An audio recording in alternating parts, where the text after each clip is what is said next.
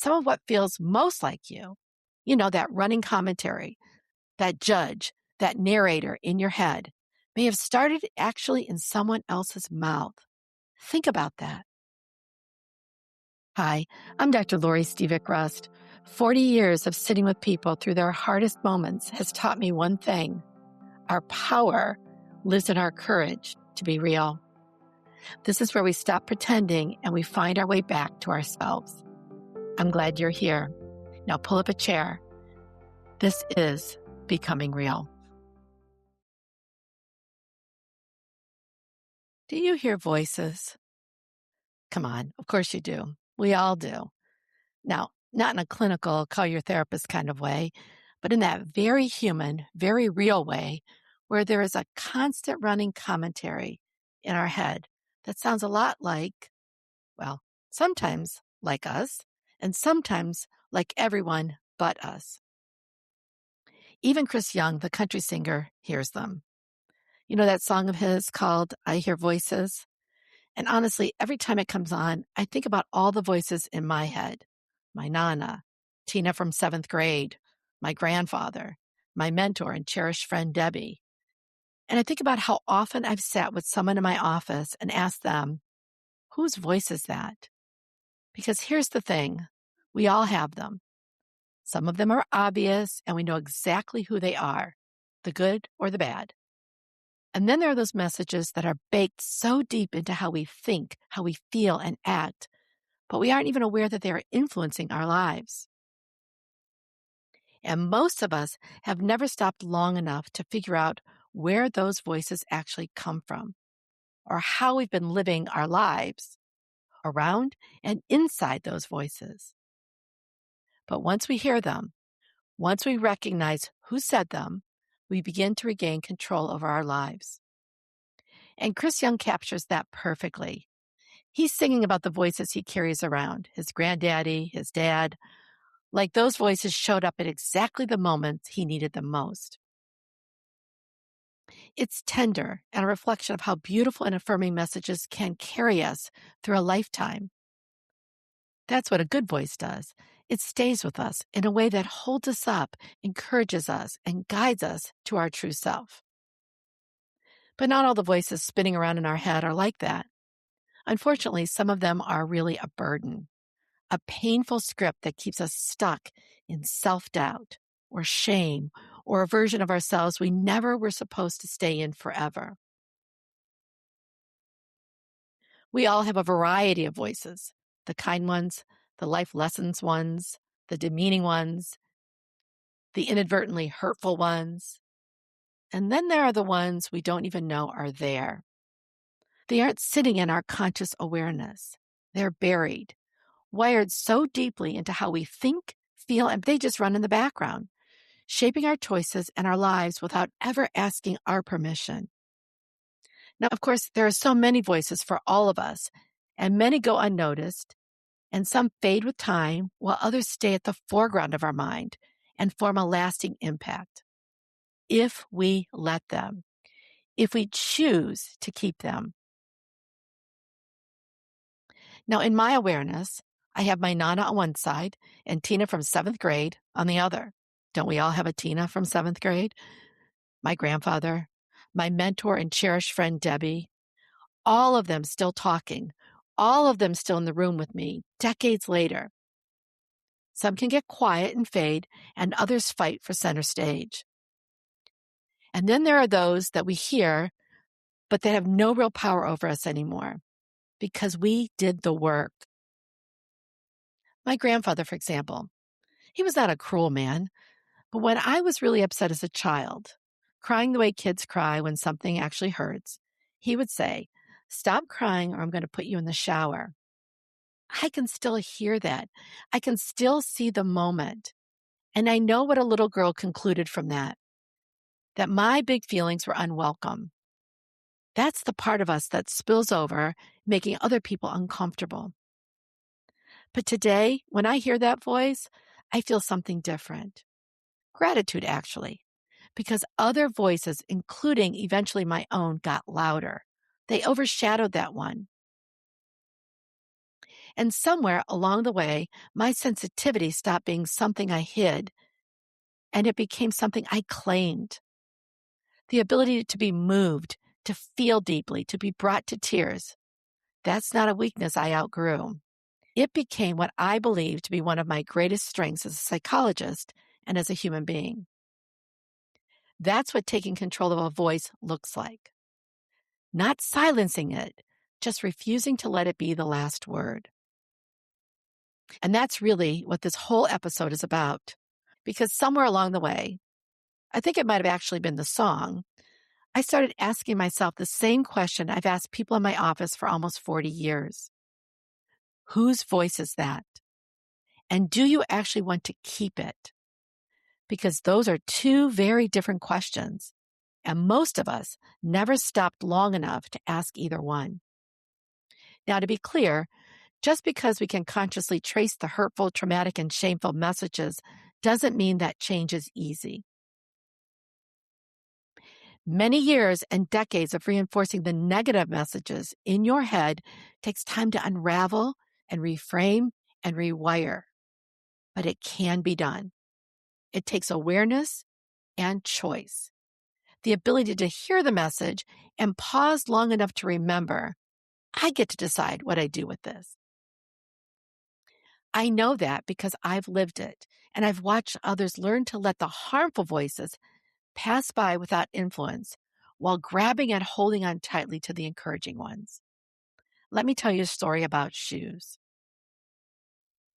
I have a condition called Charcot-Marie-Tooth disease. It's neurological, and when I was a kid, they didn't know that yet. They thought it was orthopedic. So I went through surgeries on my feet, corrective shoes, all of it. And this was happening in middle school, 7th grade to be specific. Now, I want you to really imagine and picture a 7th grade girl, ugly, brown, clunky, metalled orthopedic shoes, high arches that nothing could fix. What could possibly go wrong with this story? And you know how middle school girls are, kind and gentle and understanding, right? Of course, that's not how it went. There was teasing, ridicule, the whole mean girl thing in full effect. Tina. Yep, I remember Tina, and I can hear Tina's voice. Now I can tell that story today, and I can still see it vividly. I know the impact it had on me in small ways and in bigger ways than I probably even fully realized. The voices from that hallway got wired in. They traveled inward the way all voices do when we're young and the world feels enormous and we're just trying to survive, in my case, 7th grade. But here's what I also know. Those surgeries never fixed my high arches. My feet stayed the way they were. And here's the thing about high arches. They're actually remarkably comfortable in high heel shoes. That was a win for me. And at some point, can't tell you exactly when, I made a decision. While my feet were still not pretty by anyone's standards, I changed the narrative for myself. I changed it inside first. Something in me decided I'm not going to spend the rest of my life being ashamed and hiding my feet. So I did what any woman would do. I became obsessed with beautiful high heel shoes. No more hiding under the desk. No more clunky brown shoes announcing that I'm coming before I walked into a room. Now, I want to take a pause here because I know what some of you might be thinking. Shoes? Really? That's your big story? And I hear you. In the landscape of real trauma and deep wounds, this seems really small. But I lead with it intentionally because childhood messages, especially the ones wrapped around something that already makes us feel different, singled out, exposed, those linger in a way that has nothing to do with their size. Bullying doesn't have to be catastrophic to be wiring in our brain. It just has to land on a child who is already trying to figure out where he or she belongs. And I'll say this as a quick aside, which is probably why I have such a strong reaction when I watch our leaders model bullying behavior like it's something to be proud of, because our children are watching and they are wiring and they will soon emulate and become tomorrow's bullies. Okay, enough of that. But back to my shoes and back to the choice. That was my first real lesson in what we're talking about today. You hear the message, and then you have a choice. Keep it, reframe it, or hand it back entirely. And I hear that from women all the time in my work, in different versions, with different voices behind them, but the same basic experience, a message that got wired in early and has been running the show ever since. Now, here's what the research tells us about why that sounds simpler than it actually is. There's a psychologist named Lev Vygotsky.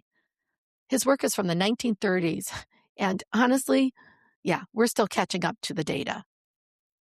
And what he noticed in his work was pretty simple on the surface. Children learn to talk in relationships. Someone is talking to us, around us, and at us. And over time, that outside conversation goes internal.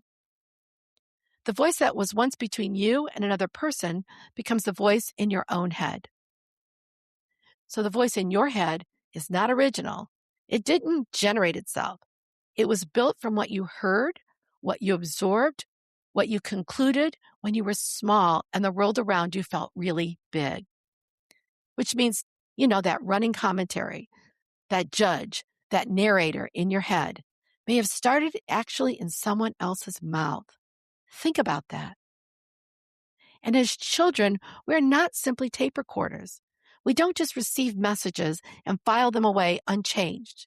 We interpret, we make meaning, we fill in the gaps with whatever a young mind can piece together. A child can hear "stop crying" and conclude my feelings are too much for people. A child can experience a parent who is exhausted and distracted and conclude I'm a burden. A child can be praised almost exclusively for achievement and quietly decide I only matter when I perform. Now, I want to be clear.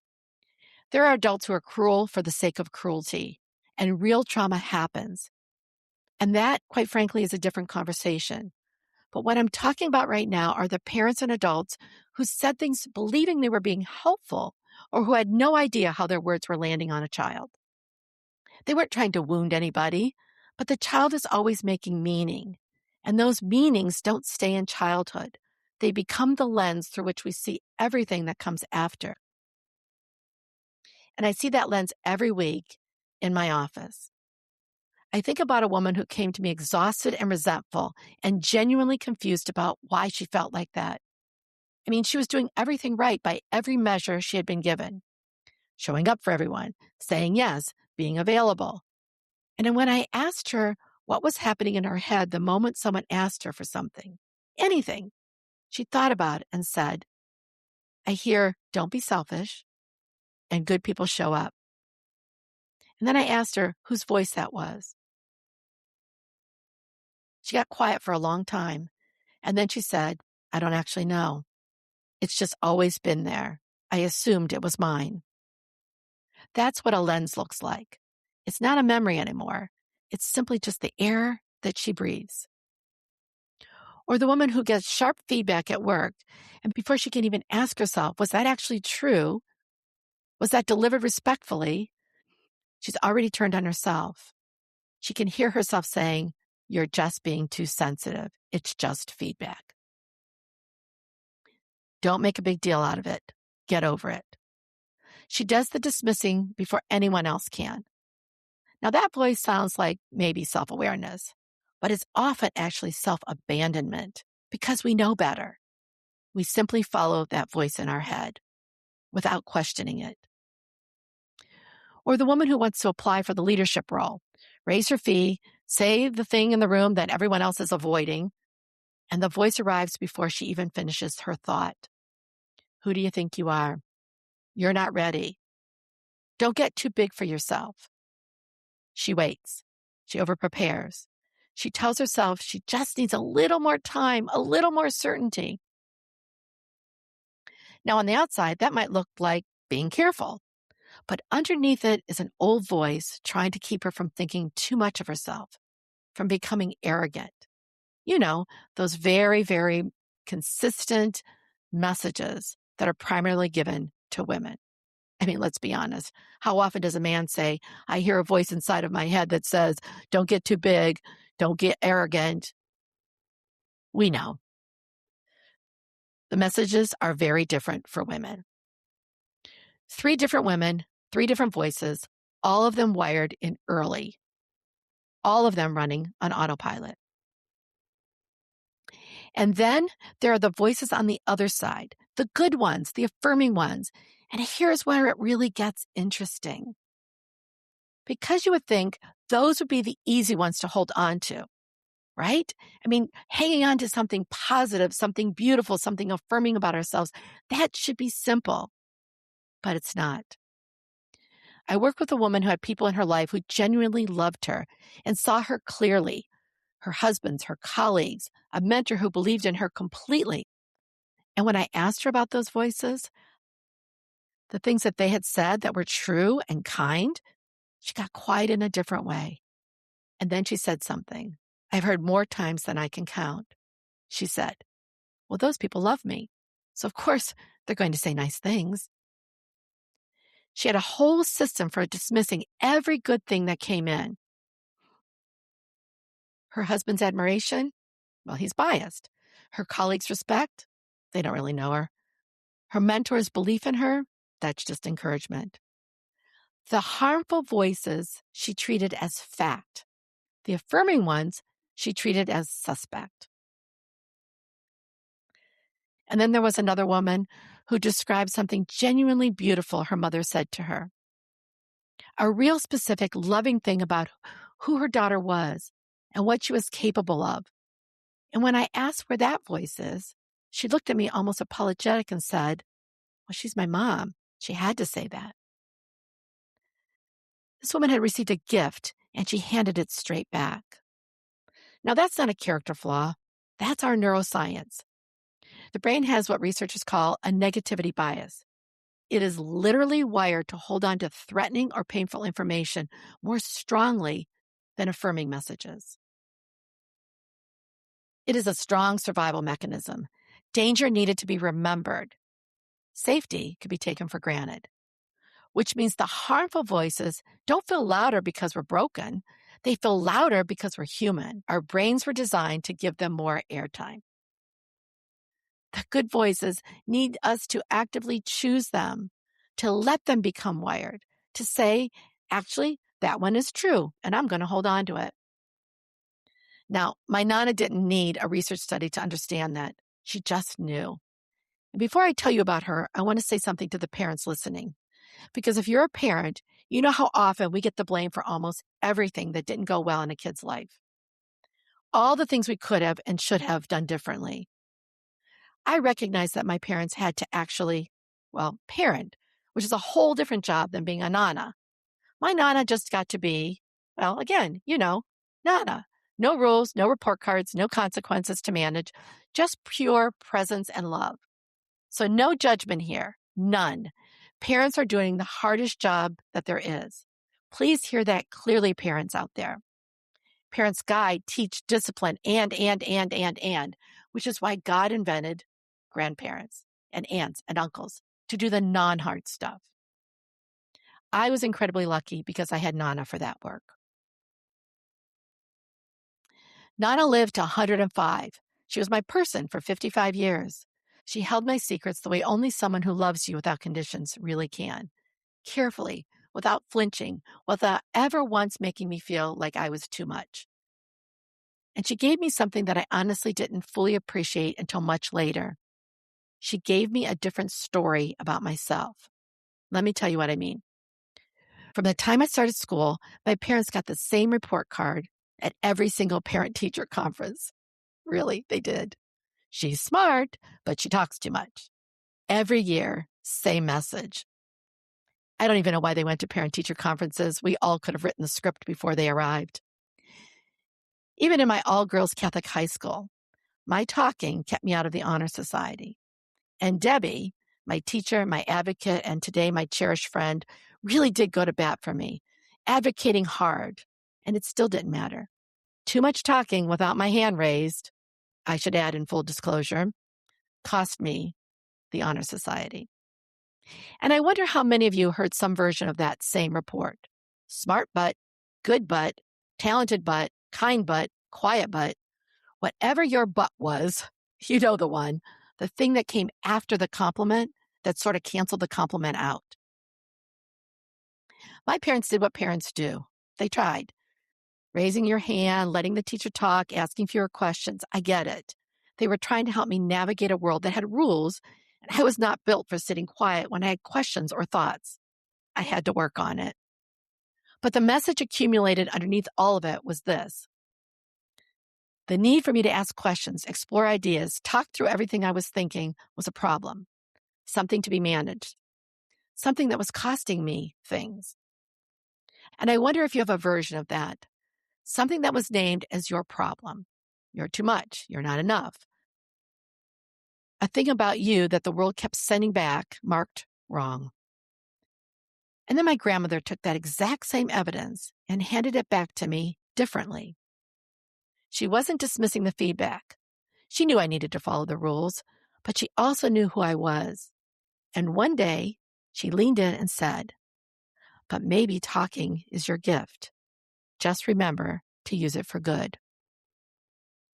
She didn't erase the voice. She reframed it, gave me a different interpretation of the same facts, and then let me decide what to do with it. Obviously, I chose to keep her version.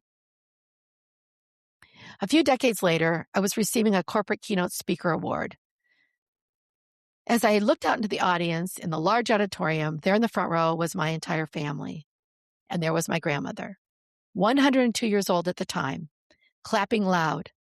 And afterwards, she leaned towards me and whispered what she had been saying to me my whole life. "I told you, talking is your gift. Keep using it for good."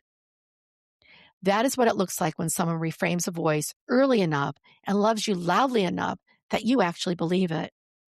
She didn't silence the critics.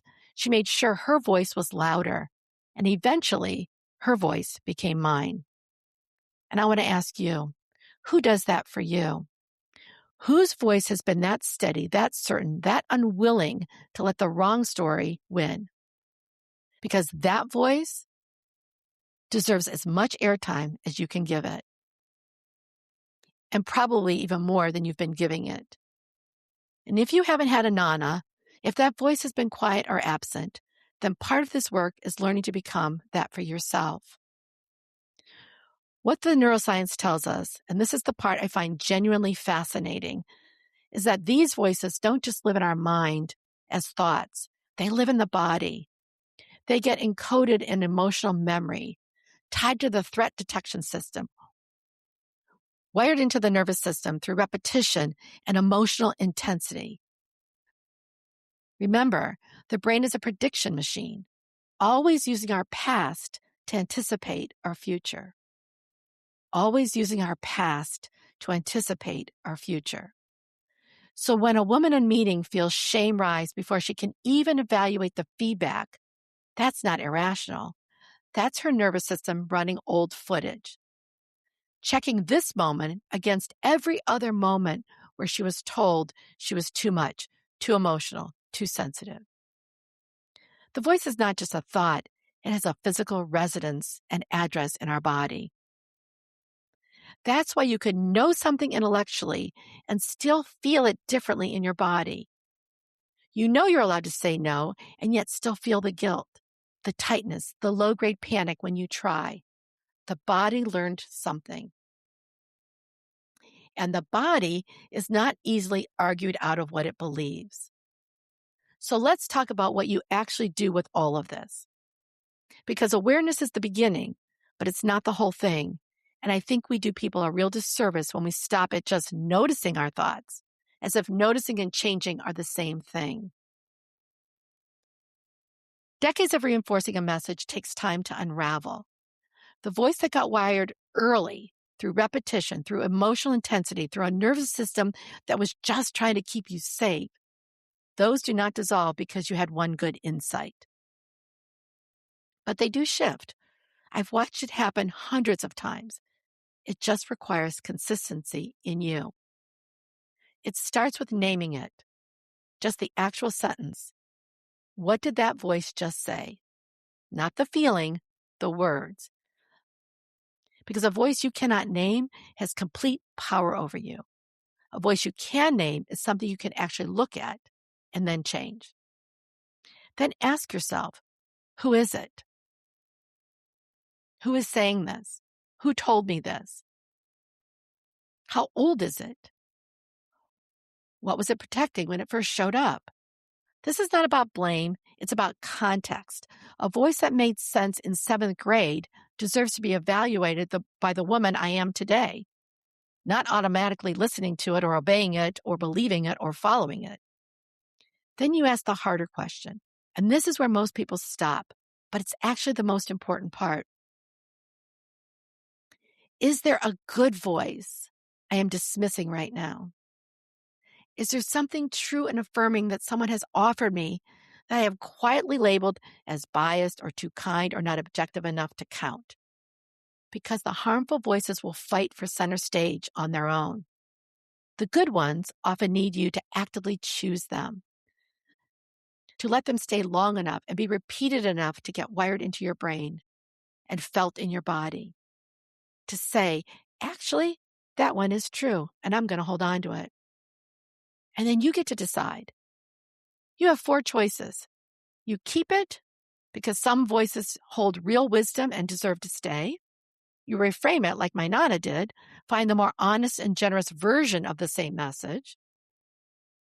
You discard it completely and hand it back to whoever it belonged to because some voices were never yours to carry in the first place. Or in the case of the affirming ones, you receive it. Actually let it in, maybe for the first time. Name it, trace it, decide what to do with it, and actively choose the good ones. That's the practice.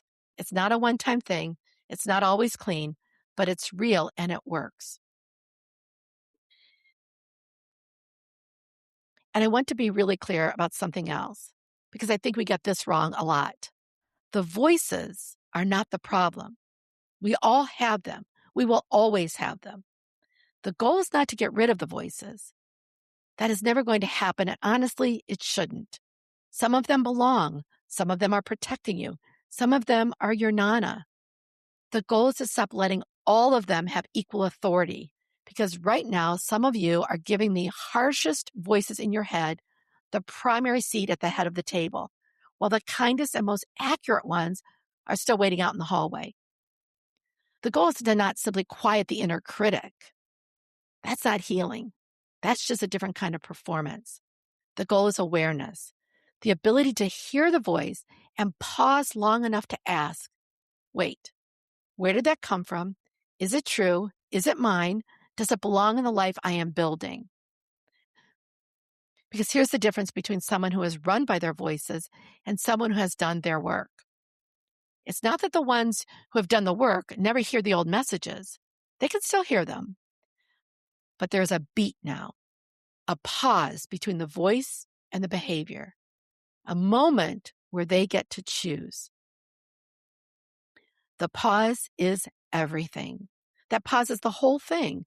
And for those who listen to me often, you know, I love the pause. Remember, you are not trying to silence the whole committee of voices in your head. You're learning to chair the meeting. Taking control is the key. And that starts with some honest questions, just a place to begin. Whose voice is that? Is it true for me? Is it mine? Do I keep it, hand it back, or do I do what my Nana did? Hold it up to the light and find the more honest, more generous, more true version of the story, your story. And just as importantly, if not more, asking yourself, do I consciously work to let the good ones in? Really in, not explain them away, not decide they don't count because the person who said them loves you. Love doesn't make something less true. Sometimes it makes it the most true thing in the room. You get to do that. You get to be your own Nana. You always did. Thank you for being here with me today. I'm happy we're on this journey together.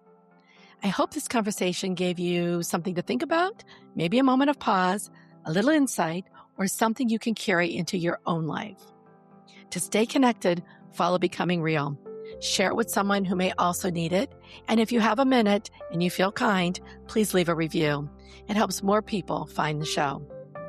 And if you want to go deeper than this podcast can take us on these and other topics, consider joining our community where the real conversation continues at the link in the show notes below. Until next time, this is Becoming Real.